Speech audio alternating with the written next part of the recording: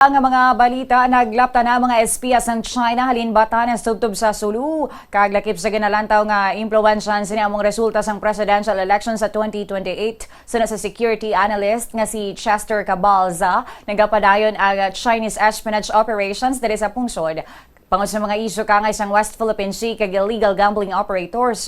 Kung eleksyon ang pagahambalan, ginpahayag sini nga magabubo sang pondo ini nga spies para nga makaapekto sila sa resulta sang pinilayay. Amo man ang makaapekto sa foreign and security policy sang Pilipinas. Pahayag pa sini nagtuyo pa ang Chinese sleeper agents nga sudlon ang mga critical nga institusyon kaangay sa Armed Forces of the Philippines kag Philippine Coast Guard. Sa pagkamatud sunod sa iya may mga espiya nga makahibalo maghambal sang Filipino kag kun kay isa nagaupod pa sa Chinese Filipino communities.